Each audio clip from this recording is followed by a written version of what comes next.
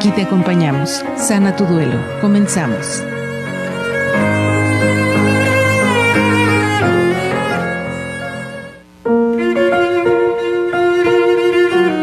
Cuando alguien sufre una pérdida de un ser querido, una relación, un trabajo o cualquier otra cosa que tenga un gran significado en su vida, es natural sentirse abrumados con un profundo vacío interior.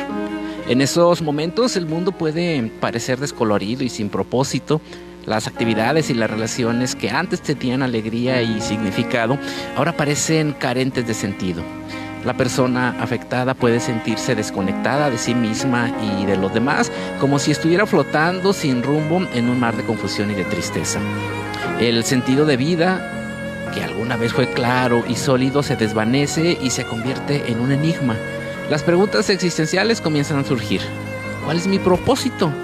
¿Qué sentido tiene todo esto que estoy pasando? ¿Cómo puedo seguir adelante?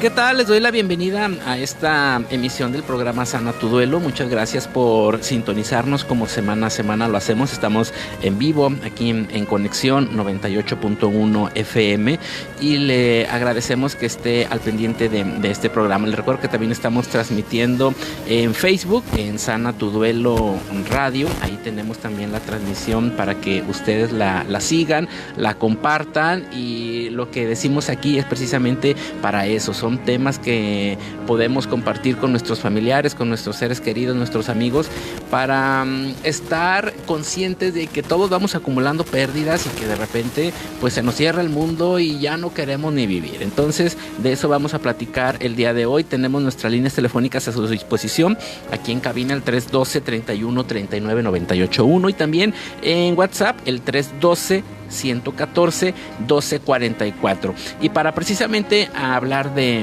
este tema, de cómo construir el sentido de vida después de una pérdida, cómo encontrarle esas ganas de vivir después de que hemos enfrentado una pérdida, pues platicamos esta mañana con la maestra Liliana Catalina Bauza de Caso. Dejen comentarle un poquito acerca de su currículum para tener el contexto. Ya la hemos tenido aquí en otras ocasiones en el programa. Ella es psicóloga por la Universidad del Valle de México desde 1994 y especialista en terapia breve sistémica, terapia conductual, terapia humanista, terapia conductual, terapia, otra vez conductual dije, ¿verdad? Perdón.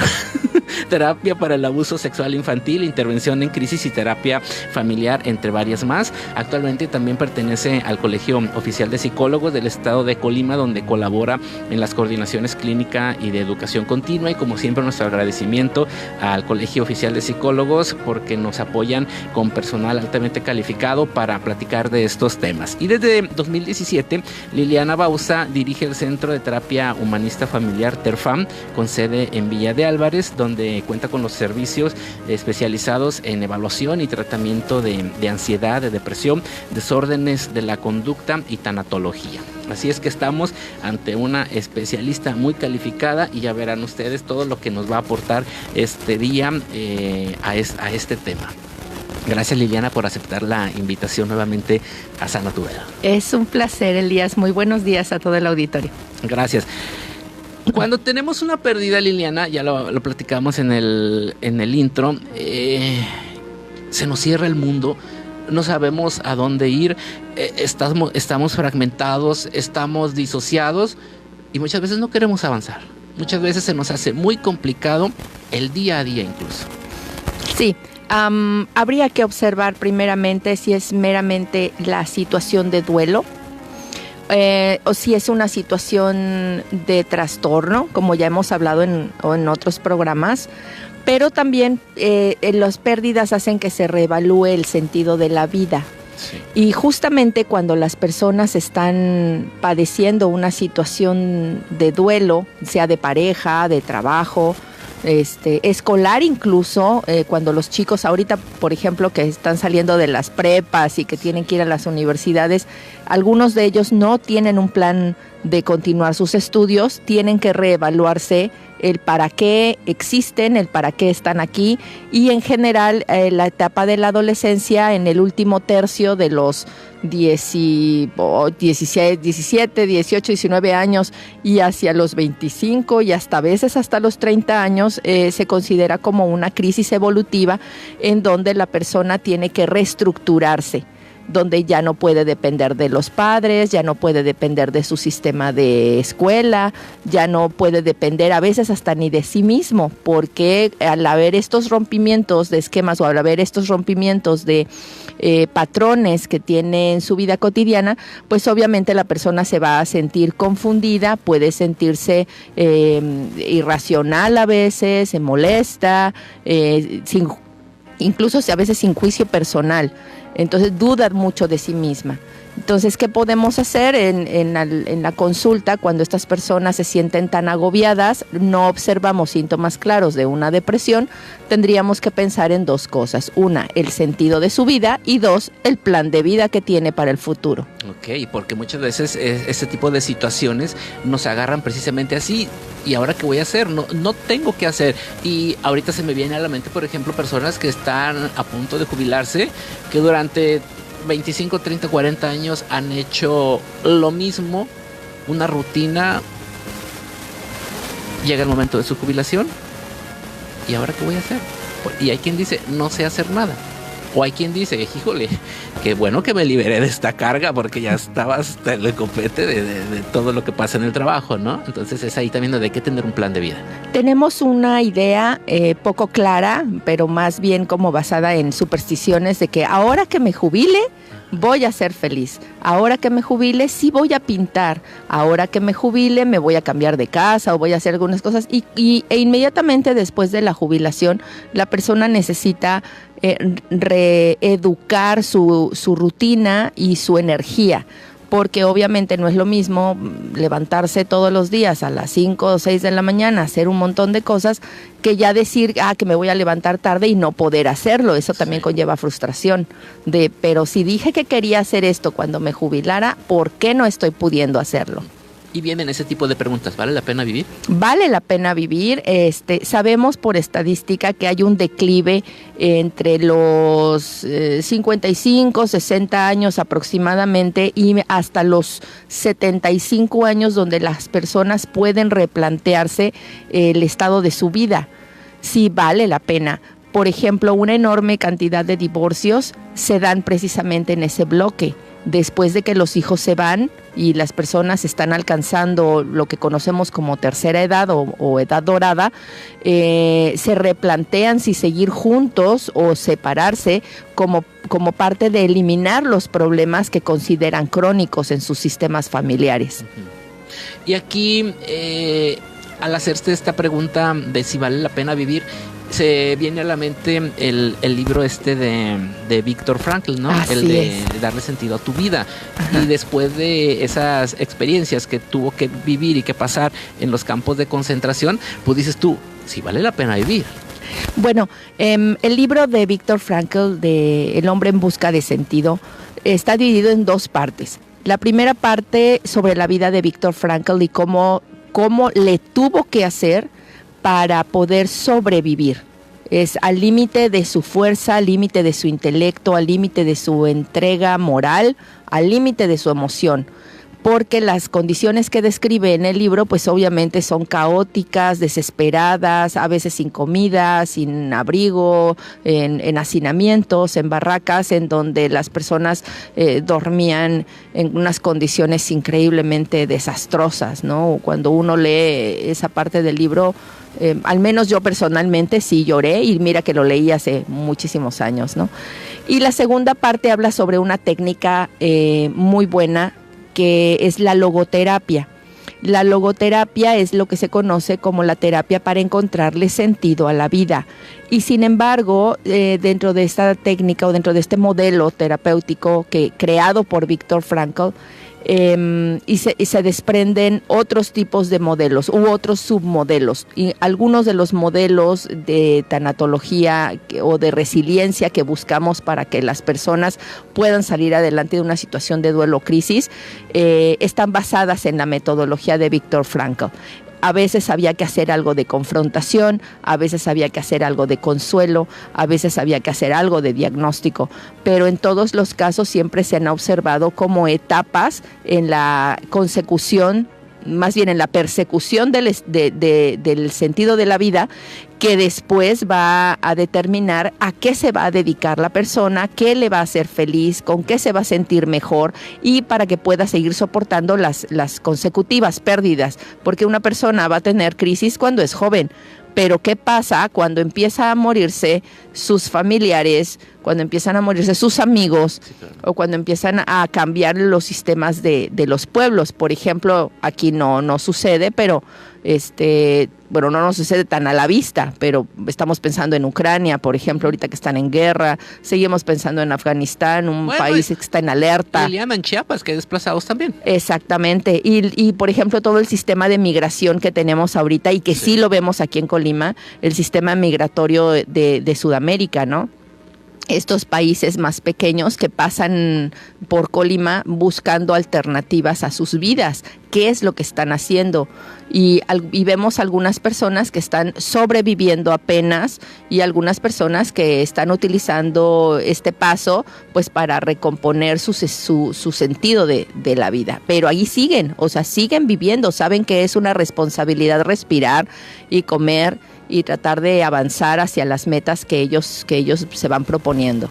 ¿Cómo saber de qué me agarro, Liliana, para ver si vale la pena vivir? De mis fuerzas físicas, de mis creencias, de mi fe, de mi fortaleza psicológica, ¿de qué vale la pena agarrarse para vivir? Ahí sí depende de las personas, porque hay muchas perspectivas de dónde agarrarse. Por ejemplo, una perspectiva religiosa, cristiana, más mundial, habla de una necesidad espiritual. En el libro de Mateo, en el capítulo 5, versículo 3, dice: felices los que reconocen sus deseos espirituales, porque el reino de los cielos es de ellos. Y ahí mismo se menciona en el Salmo 145, 16, dice: abres tu mano, dirigiéndose hacia Dios, y satisfaces el deseo de todos los seres vivos. Ahí hay dos tipos de confianza a nivel espiritual, de que podemos sentirnos acompañados de la fuerza de Dios, de esa fuerza espiritual, para sostenernos durante los procesos de dolor, durante los procesos pues de pérdida, de darnos oportunidad de pasar por ese tránsito complicado y de continuar viviendo. Porque podemos, en esta perspectiva cristiana, pedirle a Dios el deseo de hallarle sentido a la vida, y Él, entre los dones del Espíritu Santo, pues nos dará la fortaleza para poder lograrlo. Ahora, desde otras necesidades o desde una perspectiva psicológica, mencionábamos hace un ratito la logoterapia de Viktor Frankl. Él pensaba que las personas que tenían el sentido de la vida tenían que ser personas libres primeramente, y eso significa romper las dependencias del objeto o de la persona de apego que nos está provocando el duelo. Y desde una perspectiva filosófica, pues muchas corrientes filosóficas nos hablan sobre encontrar razón a la existencia humana, y de hecho pues la filosofía es como su parte esencial. Uno piensa en filosofía y uno va a pensar una crisis existencial, ¿no? Uh-huh. Entonces, ¿qué es lo que nos va a sostener durante esos procesos? El motivo que nosotros podamos encontrar ante la pérdida de la salud, por ejemplo, pues la búsqueda de la conservación de la salud, la adherencia terapéutica a los medicamentos, las consultas clínicas, etcétera. Desde las ciencias políticas, pues el aporte humano y estructural, que son todas estas actividades sociales, la pertenencia a algún partido, la pertenencia a algún grupo de ideología específico, los grupos de responsabilidad social, de altruismo, etcétera. Desde la economía, pues evidentemente el sentido de supervivencia, el tener un hogar, un trabajo, una pensión. Ahorita que están viendo que algunas generaciones ya no tienen derecho a las pensiones, ¿no? Y desde la ética, por ejemplo, desde el sentirse la persona buena, desde el ser una persona aceptable para sí misma o para los demás. Estos son algunos de los enfoques, pero al final el ser humano definitivamente no tiene la obligación de definir el sentido de la vida. Hay una especie como de instinto para definir el sentido personal de la vida, pero no es un sentido de vida universal, es decir, no es igual para todas las personas.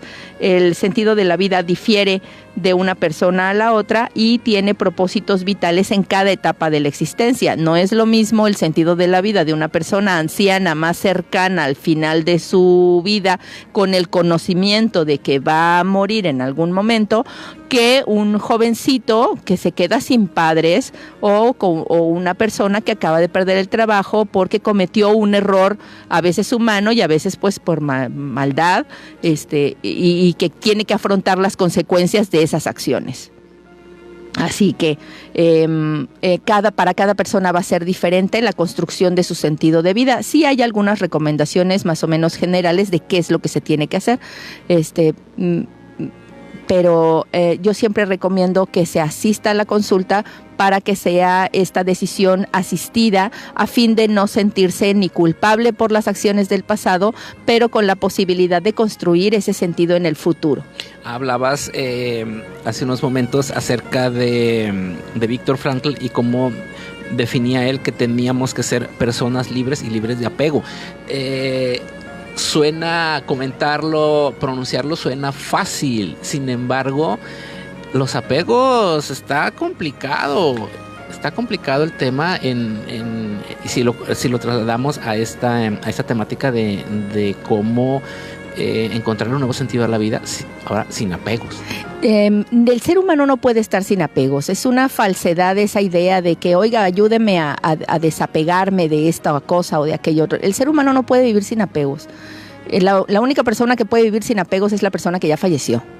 Okay. Todos los demás necesitamos aprender a respetar nuestra forma de apego, y si da mucho problema, si da desajuste, entonces pues romper ese esquema de apego y pasar a otro, a uno más saludable quizás, ¿no? Ahorita hay una tendencia fuerte en redes sobre hablar de si el apego evitativo, ansioso, desorganizado, y si el apego, no sé, en los que son dañinos, ¿no? Apegos tóxicos, y les dicen de muchas maneras. Al final de cuentas, el apego es parte del sistema de supervivencia. Cuando uno está bebé, el apego es completamente biológico, y la respuesta al estrés por la falta de la figura de cuidado, la falta de figura de apego, produce consecuencias a veces muy complicadas de tratar, dicen algunos especialistas irreversibles. No estoy tan segura de si el trauma por una situación de apego sea verdaderamente irreversible, porque hay modelos ahorita que están funcionando muy bien para trabajar las culpas del pasado, incluyendo culpas por el estilo de crianza, culpas que el niño no tiene la necesidad de sentirse culpable, pero que por alguna situación de la vida y de la estructura de crianza, pues la persona se va sintiendo culpable, como el cuidado de los padres, por ejemplo, la intervención, la mediación, hijos mediadores o hijos parentalizados, hijos que se toman responsabilidades en donde no las necesitan. Bueno, habría que pensar y darle su valor positivo a por qué las personas hacemos ese tipo de comportamiento y qué tipo de problemas nos va a traer a tener ese tipo de apego en particular. ¿Dónde vamos a ver los problemas? Vamos a imaginar que un pequeñín de 2 años apegado a su madre la pierde porque ella desarrolla cáncer y ya no tiene mamá.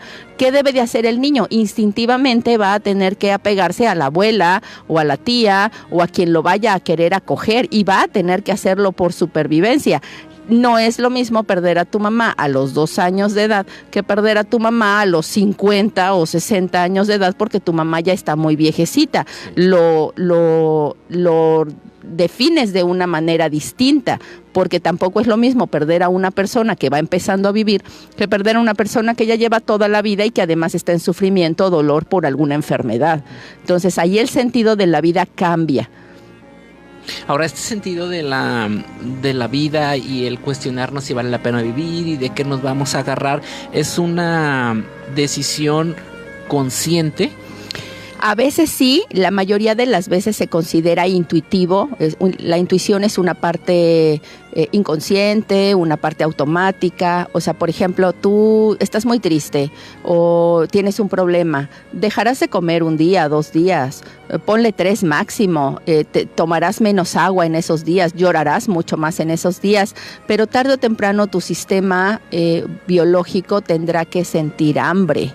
Y comerás poquito y tomarás poquita agua, pero lo harás, y conforme te vayas sintiendo un poquito mejor, tu cuerpo te va a ir dando de nuevo las señales normales de es la hora de comer y ya tengo hambre. Entonces el sentido de la vida en ese valga la redundancia, sentido, en esa dirección, tiene que ver con la supervivencia. Hay que comer, hay que dormir, hay que estar cerca de las personas que uno ama, porque esas son necesidades íntimas, necesidades personales básicas, sí. Y básicas para la supervivencia.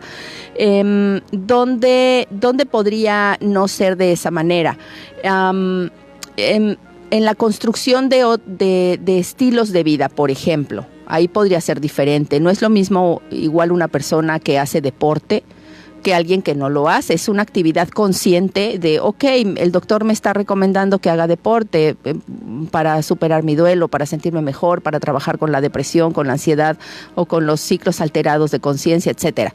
Me están recomendando que haga ejercicio. Debe de ser un acto consciente. Tiene que ser un acto consciente, porque a nivel inconsciente, pues la persona se va a quedar acostada sintiéndose terriblemente mal, queriéndose dormir y queriendo evitar el dolor. Muchas de las acciones que nosotros tenemos son precisamente para eso, una acción instintiva muy natural que es evitar el dolor. ¿Cuándo tendríamos que afrontarlo? Pues cuando ya nos empieza esa evitación a dar algunos problemas en la confianza personal, en la seguridad, en las acciones sociales, en las actividades de familiares, etcétera. Ahí es donde habría que echarle tantito ojo y ayudarnos. Y le vamos a echar más ojo regresando de la pausa. Se nos va el tiempo rapidísimo con Liliana. Nos da muchísima información, seguramente ustedes también la están procesando. Vamos a hacer una pausa y vamos a seguir platicando con Liliana Bauza acerca de este tema de cómo encontrar nuevamente el sentido de vida después de una pérdida. Estamos aquí en Sana Tu Duelo.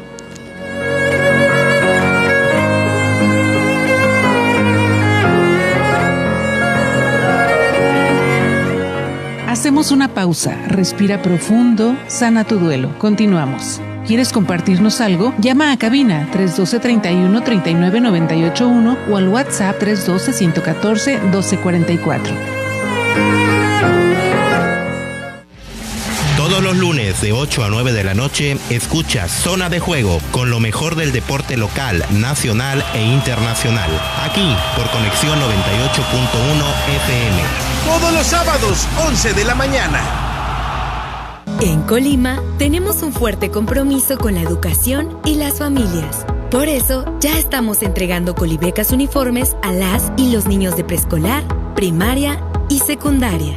Así aliviamos el bolsillo de las familias y garantizamos que todas y todos los estudiantes tengan acceso a una educación con igualdad de oportunidades.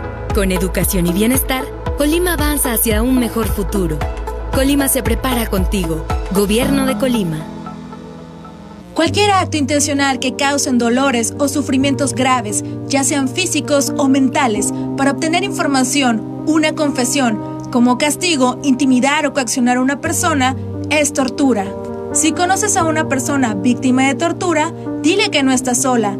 Tiene derecho a presentar una denuncia. La ley está de su lado. Denuncia de manera anónima al 089 o acude a la fiscalía más cercana. Recuerda, si necesitas acompañamiento o asesoría jurídica, psicológica y de trabajo social, comunícate a la línea Mujer 075. 26 de junio, Día Internacional en apoyo a las víctimas de tortura. Micha, si pudieras viajar al espacio, ¿con quién te irías? Obvio contigo, Leonora, y también con Jesse y Joy para que el espacio sideral tenga buen soundtrack. Pues nos vamos a tener el próximo domingo en la hora nacional.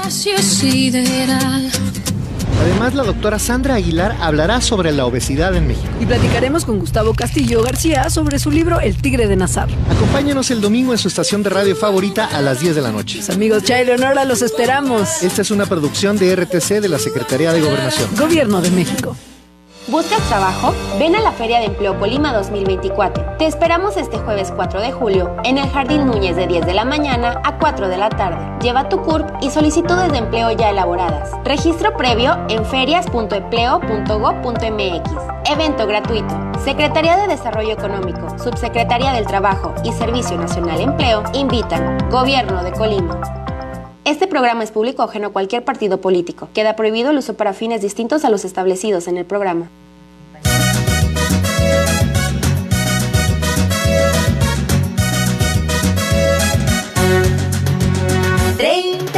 Años al aire con buena programación.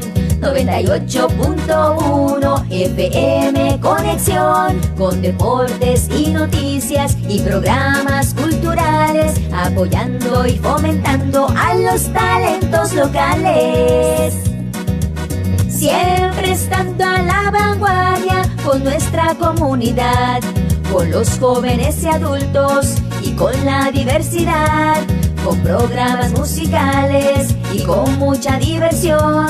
98.1 FM Conexión, XHIRC, están las redes sociales, XHIRC. 38 años al aire.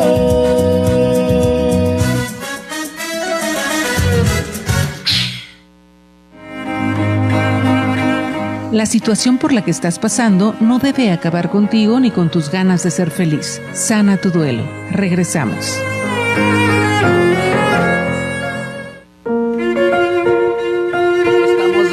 Aquí en Sana tu Duelo, gracias por sintonizarnos en Conexión 98.1, gracias a quienes nos están viendo en Facebook Live, ahí en Sana tu Duelo Radio, y les recuerdo que también están todos los episodios completos de estos programas que estamos haciendo en Spotify, para si usted le gusta salir a caminar, anda en su auto, dése una oportunidad y ahí escúchelos. Estamos también como Sana tu Duelo ahí en Spotify, y continuamos platicando con la maestra Liliana Bauza de Caso acerca de cómo encontrarle sentido a la vida después de una pérdida. Liliana, siempre encontramos el sentido a la vida, siempre se encuentra el sentido a la vida, o hay quien dice, yo no puedo.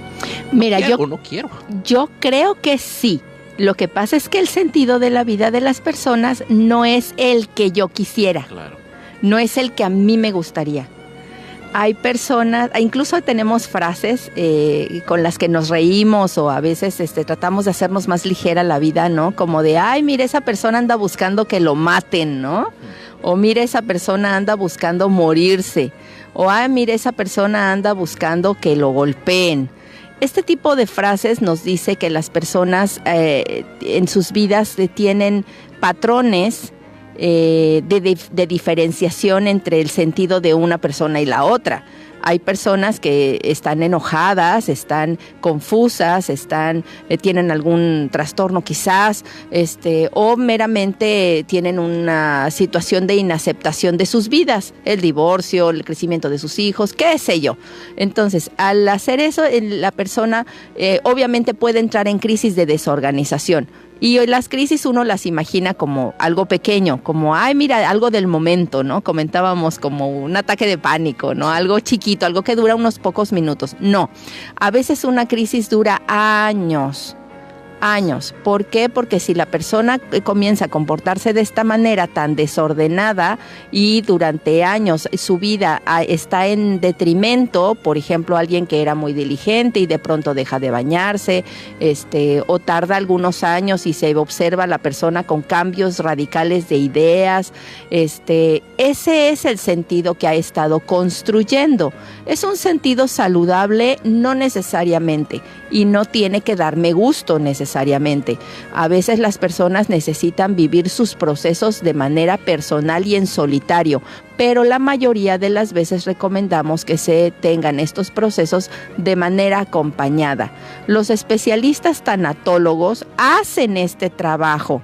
Y hacen el trabajo no solo de acompañar, no solamente de estar lado a lado de la persona, sino que otorgan la palabra necesaria que mueve a la persona en su motivación valga redundancia, la motiva para la construcción de un sentido de vida que le permita, obviamente, lo que está persiguiendo, no morirse, pero tener satisfacción, construir el sentido de identidad. Habíamos estado pensando que la identidad es un constructo al final de la adolescencia y ya se quedó fijo. Y no es así. La identidad cambia con la edad, cambia con la ideología, cambia con la educación, con las experiencias. La identidad se va a mover. Esa identidad se va a colocar como base de las creencias que tenemos para poder tener la interacción hacia el exterior, pero también sobre cómo nos vamos a percibir a nosotros mismos. Es la base de nuestro autoconcepto. Quienes, no sé si puedo hacer el comercial de cierta película de dibujos, sí, adelante. Pero la película de Intensamente lo está explicando de manera magistral cómo esta identidad y cómo el sentido de pérdida también nos da el sentido de la vida, de cómo nosotros sufrimos de cambios y de cómo nos vamos a adaptar a lo que antes no nos gustaba y de pronto estamos encontrando cosas positivas dentro de esa situación de cambio. Al final de cuentas, como yo les digo a mis pacientes, tengo 2 certidumbres en la vida. 1, todo cambia. Y 2, solo hay consecuencias garantizables. Nada más. Fuera de ahí no hay otra situación de la cual agarrarse que sea más firme que entender que la vida es una secuencia de cambios. A veces me gustan, a veces no me gustan, pero también esos cambios van a traer consecuencias. Mis acciones van a traer consecuencias y esas consecuencias van a cambiar mi manera de percibirme y de percibir a los demás. ¿Qué hay que hacer entonces? Pues asegurarnos, si queremos sentirnos en estado de satisfacción y o de felicidad, pues construirme un sentido de vida basado en una identidad que sea aceptable para la persona. Ahí nos vamos a tomar desde diferentes lugares, la política, la religión, la socialidad, ¿no? La familiaridad, la hermandad o las cosas que necesitemos, las acciones voluntarias. Me dicen, Diana, ¿cómo le hacemos para que esta persona se empiece a sentir mejor? Debe entender que su vida tiene que ser útil para sí misma primero, pero también para los demás. Dice, es que esta persona está en su casa, limpia su casa, está muy bien y toda la cosa. Oye, pero está mal en su sentido de vida, no lo tiene porque bebe mucho alcohol o tiene también acciones autolesivas, autodestructivas. Bueno, quizás esa situación se debe a que la persona no ha encontrado para sí un sentido de vida más funcional que el que tiene en ese momento. Entonces, ese negativismo le puede derivar en un sentido de vida depresivo y vive específicamente para esa situación, esperando el momento de su muerte. Provecho también, ¿no? Así es. A veces hay ganancias secundarias en ese tipo de situaciones, el chantaje emocional, por ejemplo. Siempre tratamos de observar el doble lenguaje que todos tenemos, que es lo que estoy diciendo o haciendo y lo que de verdad significa para mí decirte esto. Todas las cosas en general, todas las cosas que nosotros hacemos tienen un doble lenguaje consciente o inconsciente de a lo mejor de no estar solo. Por ejemplo, en un caso que siempre platico, la mamá le dice a la hija, oye hija, ya vas a cumplir 40 años, consíguete un novio, ya vete, cásate, ten hijos, lo que tú quieras. Pero cuando la hija le comenta a la mamá, voy a salir con mi novio, me conseguí un novio, voy a salir con él, la mamá se enferma. Por ejemplo, entonces, ¿qué es lo que quiere de verdad? ¿Quiere que la hija tenga novio o quiere que la hija se quede con ella para cuidarla? Porque entonces observamos en que, oye, siempre que voy a tener una diversión, tú te enfermas o tú me lo impides o tú tienes una cosa que hacer. Comentaba un paciente hace algún tiempo, me dice, es que justamente cuando voy de salida, a mi mamá me manda a la tienda. Entonces, tu mamá no quiere que vayas a ese lugar. A dónde vas, ¿no? Sí, claro. Entonces, pero ¿por qué no va a querer? Pues porque no quiere, porque te está deteniendo. Es más evidente lo que está haciendo para detenerte que lo que te está permitiendo irte. Sí, hijo, vete, ahí luego traes la leche, ¿no? Entonces, eso también es parte del sentido de la vida. Las personas que no tienen tanta conciencia, que no tienen tanto autoconocimiento de cómo les gustan las cosas, de cómo sentirse en algunas situaciones, porque a veces lo que nosotros sentimos es parte de la decisión que tomamos, sentir o no sentir la gravedad de una situación. fallece una persona y hay personas que se desbaratan porque tenían un nivel de creencia en apego sobre la persona fallecida muy fuerte. Y hay personas que no lo hacen, personas que no lloran. Oye, pero era tu mamá, o era tu hermano, o era tu esposo, ¿cómo es que no estás derramando una sola lágrima? Y digo, bueno, pues cada persona maneja su sentido de ser y de existencia de manera distinta. Y habría que ser bastante respetuoso, eso sí es muy universal, bastante respetuoso con el proceso individual del otro. No lo tienes que hacer como a mí me gustaría, porque no estás en este mundo para satisfacer mis necesidades emocionales que solamente yo puedo satisfacer de mí mismo. Pero que en algunas personas su sentido de existencia y de vida, pues es que el otro se haga cargo de esa persona, en dependencia, de yo no puedo solo, quédate conmigo porque si no me voy a morir, quédate conmigo porque si no me tiro al vicio, quédate conmigo porque si no me voy a suicidar o algo malo me va a pasar. Y eso eso ya no es correcto porque chantajea a la otra persona, muchas veces sin lograrlo, y se desgastan las relaciones personales precisamente por esa ganancia secundaria de lo que una persona está acostumbrada a hacer como parte de su sentido del deber de no quedarse solo, por ejemplo, ¿no? O de sentirse acompañado, por ejemplo. Ahí sí hay que evaluar cuál sería para la persona su propósito de vivir. Sí. Ahora, Liliana, todos estos cambios que tenemos que afrontar a lo largo de nuestra vida, de nuestra existencia, ¿estamos preparados para afrontarlos? ¿Le tenemos miedo al cambio, a las consecuencias de nuestras decisiones? Comentábamos hace un ratito de que a fin de cuentas eso es la vida, ¿no? La consecuencia de cada decisión que estoy tomando. Tú y yo tomamos la decisión ahorita de venir a este programa. Igual pudiéramos haber tomado la decisión de cancelarlo, la decisión de hacer otra cosa. ¿Le tememos a los cambios? ¿Nos gustan los cambios? ¿O igual también es una cuestión muy particular? De manera natural, yo insisto en un esquema biológico, no nos gustan los cambios. Al cerebro no le gustan los cambios.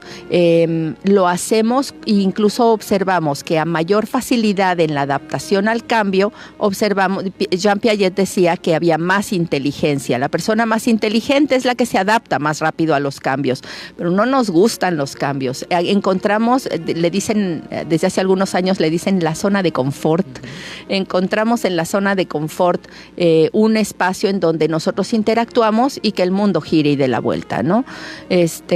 No nos importa mucho. Con respecto a las consecuencias, no, nadie está listo para sobrevivir a determinado tipo de consecuencias porque nuestro alcance de prospectiva, nuestra visión del futuro es bastante limitada y la gran mayoría de las veces está mal educada. Por lo tanto, nosotros tendríamos que hacer cosas que nos ayuden a generar un poquito más de conciencia sobre la persona que soy y cómo interactúo. Hay algunas disciplinas que lo hacen, por ejemplo, la estética trabaja con este asunto de conseguir belleza, la música, la danza, la pintura, el cine, otras artes, para que la persona se sensibilice a cómo los cambios le son favorecedores. Yo le digo el concepto del trapito de la cocina. Tú exprimes un trapito después de limpiar y de secar y todo, y siempre le va a salir una pequeña gota, la última gota que queda antes de que lo extiendes. Bueno, yo le digo a eso la gota de lo positivo. Entre todo lo negativo debe haber mínimamente una gota de algo positivo, algo de donde te puedes agarrar. Sí. Pero hacer ese pensamiento, esa síntesis de entre todo lo malo que me está pasando, una sola cosa buena que yo pueda ver, requiere entrenamiento. No se da automáticamente. ¿Por qué? Porque automáticamente se da el pensamiento del cuidado, el pensamiento del control. Aquí somos muy controladores, todos queremos controlar el clima, no quiero que llueva, bueno, sí quiero que llueva, pero no me deja salir, entonces... Porque somos muy controladores, entonces creemos que también podemos controlar muchas de las cosas que de manera natural se dan en nosotros. Por ejemplo, pues el pensamiento intrusivo, el pensamiento autolesivo, el pensamiento relacional, algunas de esas partes, solamente algunas de esas partes, lo siento, no tienen control. Oye, entonces, ¿cómo voy a vivir? No puedo ir por el mundo tropezándome con las relaciones. No se puede, pero sí podemos tener la actitud de modificarnos. Si me estoy dando cuenta que mis acciones lastiman a otra persona o que las acciones de otra persona me están lastimando a mí, voy a poder tomar una actitud a lo mejor basada en la humildad de reconocer que, caramba, me equivoqué y puedo y tengo la fuerza de voluntad para poder detenerme. Hay personas que lamentablemente su fuerza de voluntad no la tienen, porque pues el cerebro tiene un conjunto de estructuras, unas neuronas especiales para poder hacer esa responsabilidad. Y no lo pueden hacer, no tienen fuerza de voluntad. Los niños, por ejemplo. Okay. Hijo, ya no te vayas a comer la galleta. Y no puede, no puede, pues es un niño, ¿no? Danos alguna técnica, alguna herramienta, algún consejo, algo que le pueda ayudar a nuestra audiencia que en este momento esté pasando por un momento de crisis, por una pérdida significativa en su vida y que sienta que no vale la pena vivir o que tenga la perspectiva de yo quiero, pero ahorita no puedo quizás. Consejo número 1 y quizás el único: busque ayuda de su sacerdote, de su psicólogo, de su médico familiar, de su persona mayor, de su padre, de su madre si los tiene, siempre en línea ascendente. La búsqueda de ayuda debe estar en sentido ascendente. Okay. Yo no puedo buscar ayuda. Si yo soy un adulto, no puedo pedirle ayuda a un niño. Okay. Porque el niño no va a comprender las dimensiones de lo que a mí me está pasando. Y aunque pudiese, pues sus limitaciones infantiles no nos sirve de consuelo, nos sirve de acompañamiento, nos sirve de alguna situación. Pero la ayuda en este tipo de casos se busca de manera ascendente y sobre una persona que tenga poder jerárquico sobre nosotros. Si soy católico, pues el sacerdote, o alguna persona que yo considere que tiene el conocimiento para ayudarme. Sí. Si es cualquier persona, por favor, vaya a terapia, no pierda el tiempo, busque un especialista, un tanatólogo, busque una persona, un logoterapeuta, busque una persona especializada en manejo de crisis existenciales, busque a alguien con manejos de terapia breve, porque normalmente este tipo de crisis se dan en un manejo de pocas sesiones, no es como que vamos a estar aquí 2 años sentados, ¿no? Entonces, no, en pocas sesiones podemos encontrar una planeación de vida y un sentido de la vida, toda vez que nos hemos dejado orientar. Entonces, consejo número 1, busque ayuda de sus familiares, ayuda de sus personas cercanas o ayuda terapéutica profesional. Y luego hay diferentes ayudas para construir el sentido de la vida. Las estrategias son, pues obviamente, conózcase a usted mismo. Reconozca y acepte cómo se siente. A ver, conózcase usted mismo. ¿Nos conocemos? Sí podemos llegar a conocernos, pero ya voy a insistir en que somos dinámicos. No es como que, ayer me gustaba el color rojo y hoy me tiene que gustar el color rojo porque siempre me ha gustado el color rojo.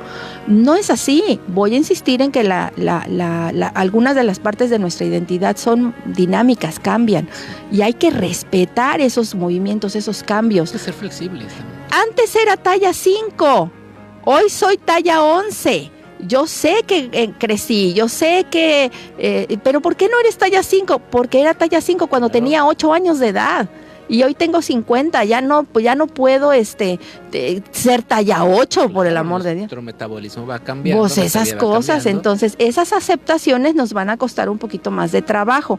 Pero de que hay que hacerlas porque si no la corriente de la resistencia te va a hundir, sí. Literal. Entonces ahí sí necesitamos conocernos a nosotros mismos. ¿Y qué significa conocerme? No es cómo soy ahora en este corte del tiempo, sino conocerme todos los días en los cambios que voy teniendo, la edad, los pensamientos, la profesión, las actividades cotidianas. Aceptar cómo me siento es todo un proceso educativo. Muchísimas personas no se dan la oportunidad, ni siquiera dije permiso, la oportunidad de saber qué se siente lo que sienten. Lo sienten y lo van a evitar a costa de lo que sea. Yo no lloro, yo soy muy fuerte. ¿no? Entonces, no se da. O personas al revés, ¿no? De yo lloro por todo, cuando no es necesario, ¿no? Respetarse a sí mismo, ser compasivo con uno mismo, verificar la realidad. Los procesos de terapia cognitivo-conductual tienen este objetivo, que la persona se mueva dentro del marco de su realidad, no del marco de las realidades de las otras personas, sino de su propia realidad. Estar en el presente, el aquí y el ahora, decía otra película animada, ¿no? El pasado pues ya pasó, el futuro está adelante, quién sabe si venga, y el presente es un regalo. El tiempo del ahorita es un regalo, por eso se llama presente. Entonces, esta situación nos permite poder estar en el aquí y en el ahora, justamente en lo que estoy haciendo, y no puedo resolver algunas situaciones del pasado o del futuro, sino que tengo que estar en este presente para tener posibilidades de construir un puente hacia lo que viene adelante. Y estar agradecidos. Notamos ya en estudios clínicos y con ciertos instrumentos médicos de imaginería, otra vez lo dije mal, de imagenología, estos instrumentos como la resonancia magnética están ayudando para que las personas sepan quiénes son. ¿Por qué? Porque tenemos desregulaciones. El agradecimiento ya se midió que es una herramienta muy poderosa para construir sentido de vida y para reconstruir todos los procesos de pérdida. ¿De qué estás agradecido? Actos de agradecimiento. El Ho'oponopono, que es una ideología relativamente común ahora mismo, que es esta parte en donde hay que dar las gracias, ¿no? Te agradezco, te perdono, te amo, ayuda a las personas a concientizar el valor de la existencia, el para qué estoy aquí para ti y tú probablemente estés aquí para mí, pero no es para satisfacerme, como en la filosofía gestal de Fritz Perls. Él decía, tú eres tú y yo soy yo, y si nos encontramos, qué padre, y si no, pues no, iremos a otro lugar, ¿no? La idea del agradecimiento es que produce hormonas positivas en nuestro cuerpo, neuroquímicos positivos, de calma y también de seguridad. Si yo estoy agradecida con una persona, con mi madre, por el tiempo que me ha dado, si estoy agradecida con mi padre, por el tiempo que me ha dado, si estoy agradecida con mis amigos, que no los tengo 24/7, pero que están allí en algún ratito y voy a estar agradecida, eso va a hacerme a mí construir una identidad, un sentido de vida, un plan de vida, y me ayudará a sentirme bien en el resto de mis años. Entonces, ¿qué recomendamos? Pues lograr estas estrategias. Como requieren educación, vaya a psicoterapia, ¿no? Cultive sus relaciones, encuentre cuáles son sus intereses. Si te gusta la pintura, pinta, no te esperes a jubilarte. Practica obviamente esta gratitud, ten nuevos retos, nuevos objetivos, aprende cosas nuevas, sí. Aprende cosas que nunca has hecho. Oye, pero a mí no me gusta la carpintería, pues hazlo de todos modos, date un chancecito de practicar carpintería o de aprender a hacer algo con tus propias manitas y vas a ver lo bonito que se siente construir eso. Rodéate de gente positiva. Ay, por favor. Marian Rojas Estapé tiene un libro que se llama Encuentra tu persona vitamina, y eso es porque las relaciones pues provocan fricciones, el contacto personal provoca estos encuentros cálidos entre las personas y nos van desgastando. Las personas vitamina, de acuerdo con la doctora Marian Rojas, son personas que nos energizan, personas que nos motivan, pero ellos ¿de dónde sacan esa energía, alegría y motivación? Pues de nosotros mismos también. Nosotros tenemos una frase, el hierro afila el hierro. Eso viene en la Biblia. El hierro afila el hierro. Las amistades, las cordialidades, las relaciones familiares. Oye, Liliana, son muy difíciles. No puedo tener una buena relación con mi hermano, con mi hermana. Pregúntate si estás queriendo. Okay. Pregúntate si estás queriendo. A ese tipo de relación, ¿verdad? Tenemos mucho que aprender, Liliana, se nos va el tiempo, como siempre contigo, es rapidísimo y un placer platicar de todos estos temas. Te agradezco.